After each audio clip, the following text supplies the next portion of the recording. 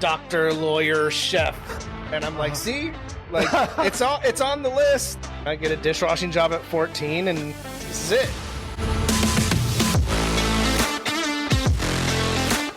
And I'm just going to start off. What's your name? What position are you? Where are you located at?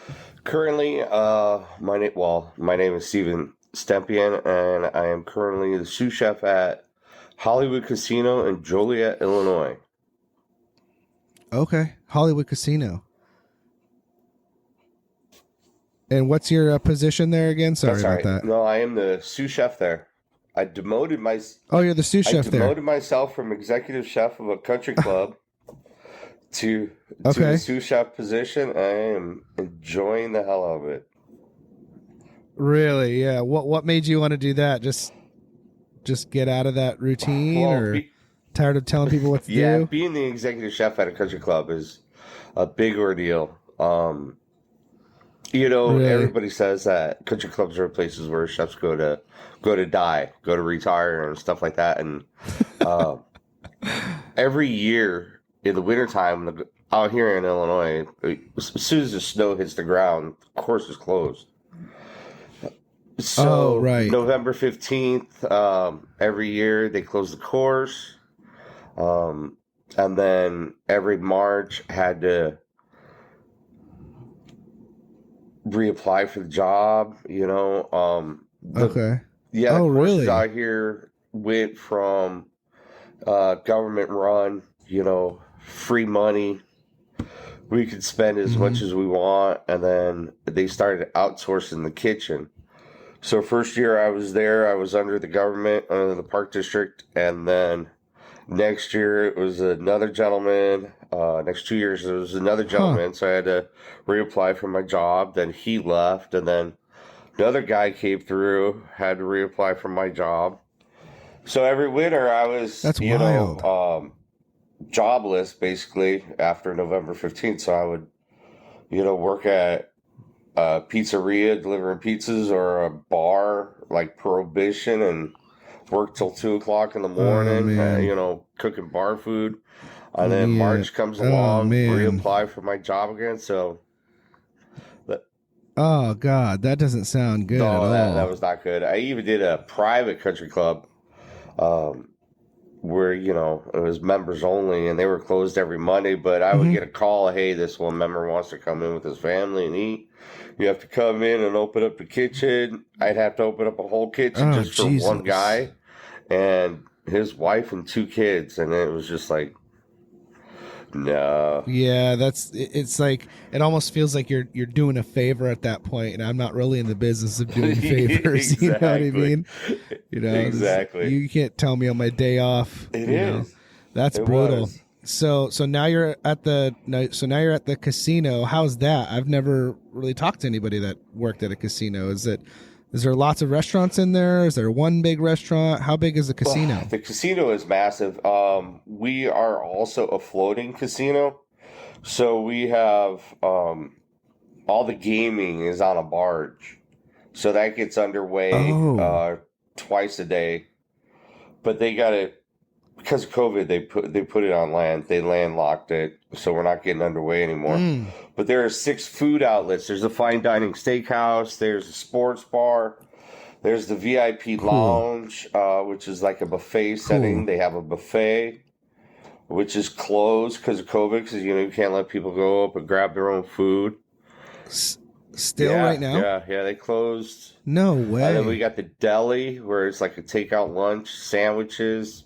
Right. So 6 food outlets in this casino, and currently 4 are open, 2 are closed. Wow. And that's even still from COVID. That is because of COVID.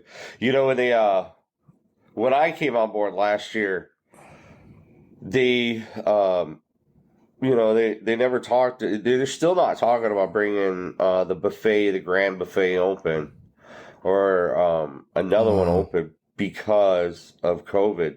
And all the people, where I'm at, my location is Union, which is one of the biggest difficulties I've had to experience, as a salary manager.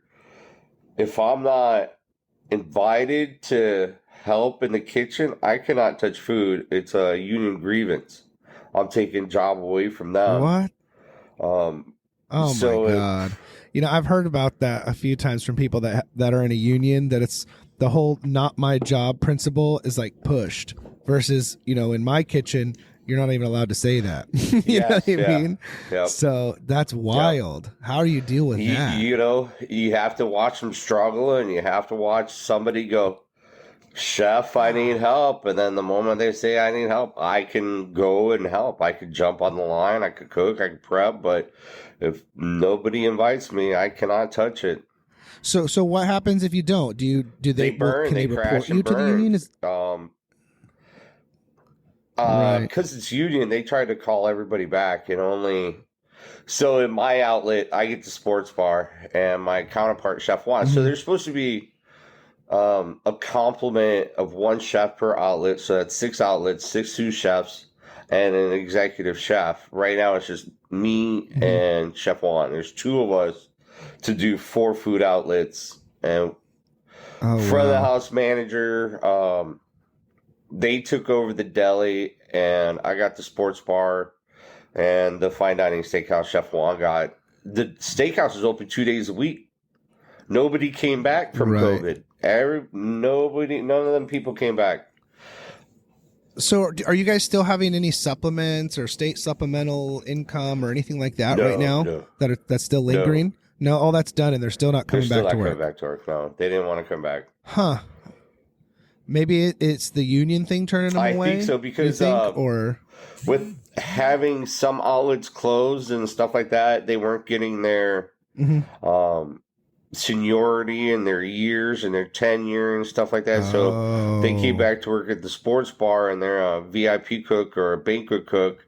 They'd have to start with 0 seniority, and they've been there 20 years.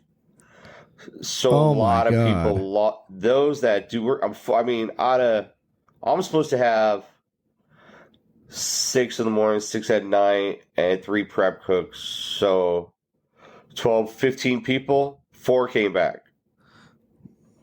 So I am working with 4 people. And for Chef Juan at the steakhouse, he's supposed to have 6 people, and 2 came back. We just hired 2 new cooks that came on board, so it's a struggle.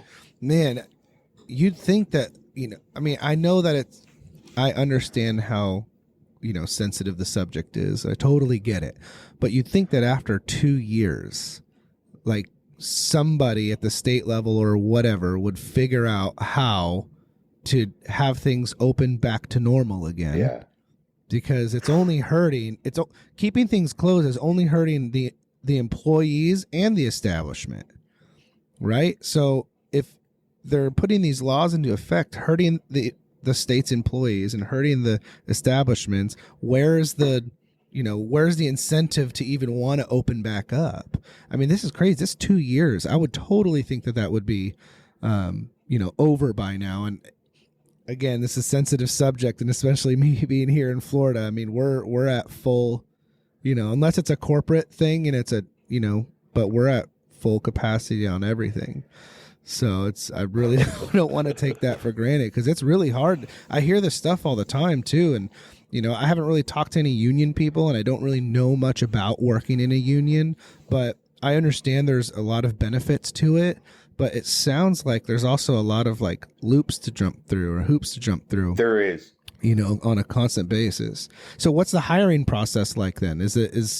Can you just put an ad out and hire people, or do they have to go through the union, or how do you hire new people? So the company puts an ad out, and then okay. So when they do get hired on board, the union rep, a steward, what they call them, will meet with them, and they'll explain the union responsibilities, union dues, the do's and don'ts. The union dues, they got to pay money out of their paycheck.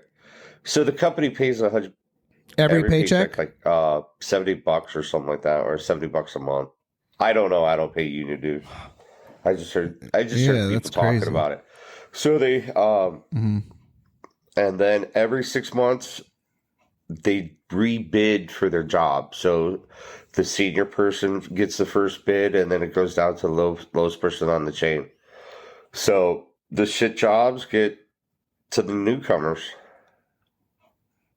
Oh Yep. man.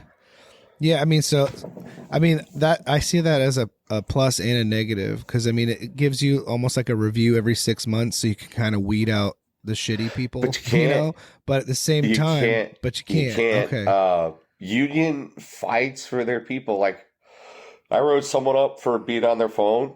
Union fought for him. Got that right up to kicked out of their folder. Someone for not during COVID, not wearing their face mask. Union fought for everybody that got written up for their face mask. Got it kicked out of their folders. So union Oh my fights for God. these people. They don't just get fired. You got a verbal. Yeah, but I mean, can you keep them in the lower positions? Then is that a way to Nope. do it? So then, what's the review for every 6 It's months? their rebid. They got to bid on their job. They go for their schedule that they want. And if somebody senior shoot. takes a schedule that person want, you got people crying in That's it. a waiting area. No It's a bid. way. Yeah, somebody else got my job. Yeah. Right. Oh my God. So when you're working in a union area like that, is there a way? Do you guys ever like contract out non-union? Is that an option? If No, it not is at an all. option, I don't know. It's not at my level. I haven't had the experience. Okay. We haven't done any weddings or anything like that to where we would need Mhm. extra hands. Okay. So that I would know. Yeah. Well, because I'm just thinking about, if you're 3 people short in each of your guys' establishments or something, and you're having to wait for the union to put the job ads out and all that stuff, there's got to be something you could do in the meantime. I don't know what your guys' levels are at right now. Do you feel like you're struggling and you need those extra people, or are you running okay right now? Right now we're doing really well, but you could tell that 4 people working every single day, 7 days a week, lunch and dinner. They're getting burnt out. The cabin fever is just it's thick in the air at that place. It really is. Yeah, and it's hard when I haven't worked in many corporate places, but it's hard to do anything outside of the corporate structure either. Like even as something as simple as like just schedule a day off for like a kitchen clean / let's hang out outside of our normal routine, and you can't, it's there's too many rules and stipulations. You can't just, get your guys a beer or something, you can't. I signed a no frack contract agreement. I can't date anyone that's non-salary. I can't go out to drink with the union people. Right. I cannot hang out with them. Right.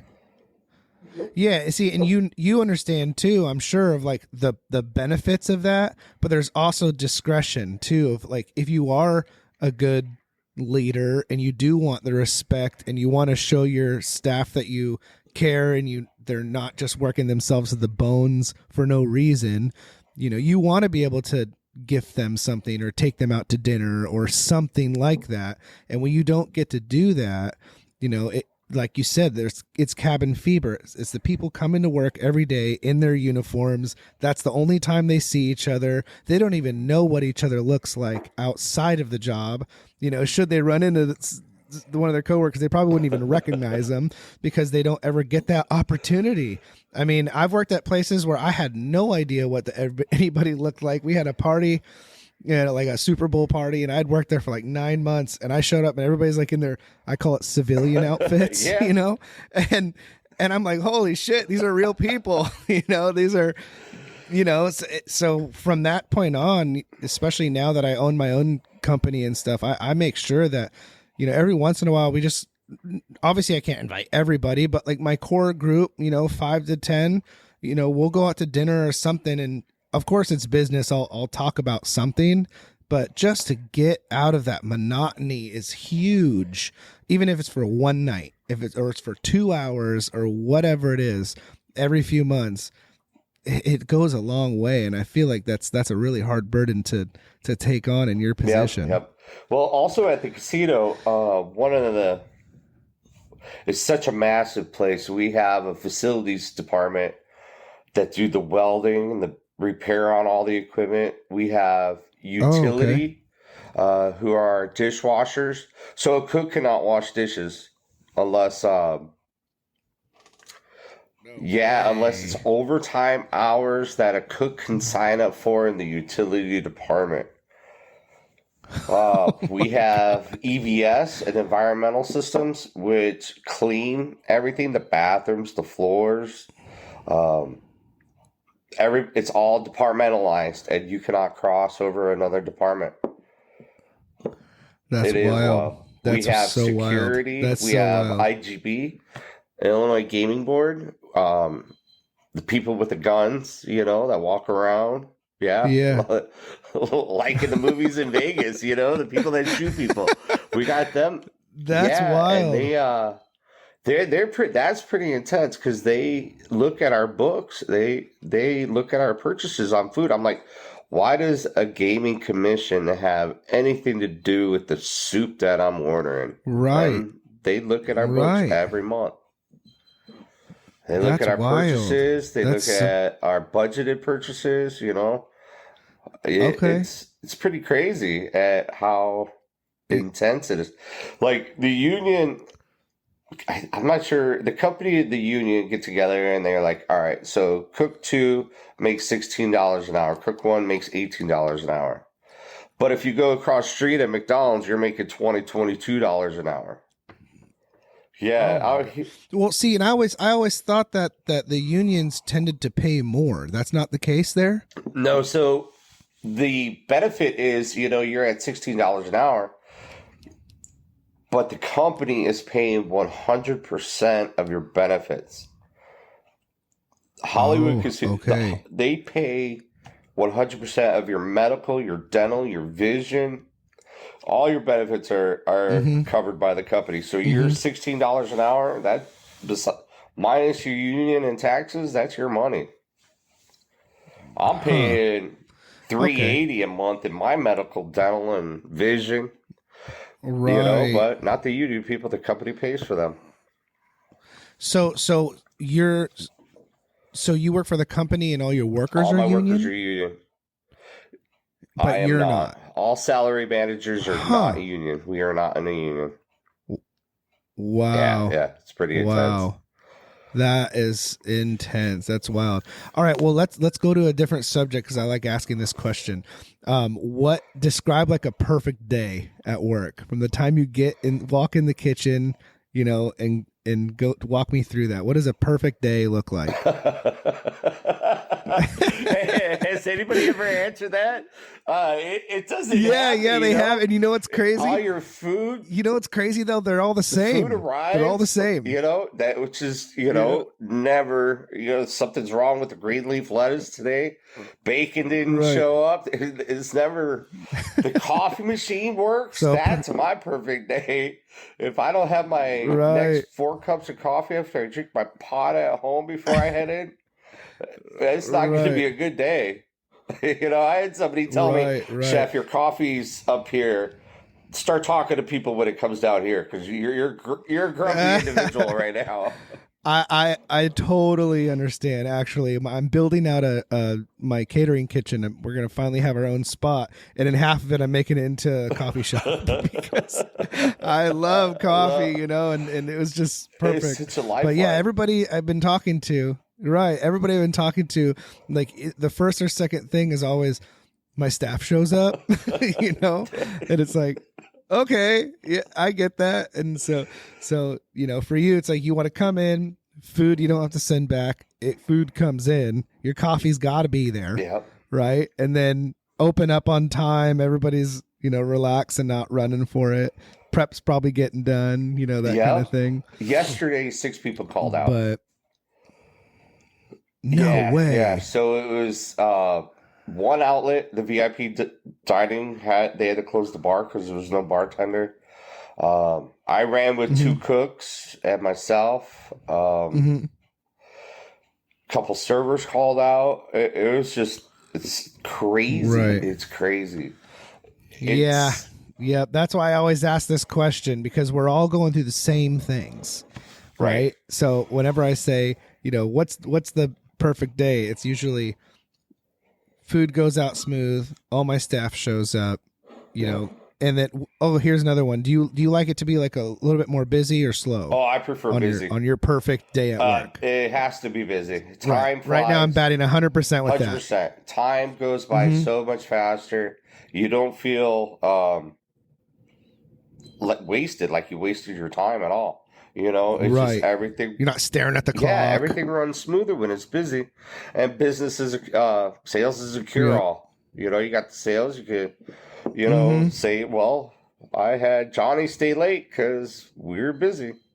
You know, covers everything. Right. Oh, we have a receiving department. That's a good thing to point out, We have a receiving department, so I cannot check my own food in. There's a the union guy in receiving that sits down there and checks in all the food. They have it. Is he a chef? He's I have no idea what the hell it is. Does he check quality? He's supposed to. There's some shit that's come through. Green leaf lettuce, rotten case tomatoes. So, at our level, we got to take a picture of it, send emails to the receiving doc, the food buyer, which is not on site, corporate. They got to send it back. Oh my gosh! So when you do an order, you're sending it to a food buyer, and that person's buying the food. We send it through a computer system, and it goes to the companies that we need to go to, and it brings it in. But if I want something different, the food buyers got to. That's not on the list. Exactly. Food buyers got to call the company, get the price, get an email, start a chain, get a hold of corporate. Can we get this in? Can it be an approved item? Can we get it into the computer system so the chef can order it? I cannot just call up. That sounds like Aramark or something. Pretty much. I cannot just call up Testa Produce because I use Midwest Produce and say, hey, Testa, send me some hardcore bears or something. I can't do that. If I want something that's not on the list, I got to be, all right, buyer, I need this. You need to ask the produce company. Produce company can't get it. He'll ask US Foods, Performance Foods, GFS. Man. Another one, can they get it? No, they can't. Then he's got to, it's. Oh my God! There's so many extra steps. So many extra steps. The hoops we got to jump through just to get food in. It's amazing. I really enjoyed talking to you. I want to do this again, so I'll let you know. There's some other stuff too that we can talk about. I want to learn a little bit more. It was really cool learning about the union stuff, and I think that non-union chefs out there will benefit from hearing some of it. Just if they're thinking about going into that world or whatever. But I really enjoyed talking to you, and we'll talk again hopefully. And I want you to go have a really good day and kill it. Thank you for listening to the Savour Food Podcast. We really enjoyed talking to all of you. Have a great day and go kill it.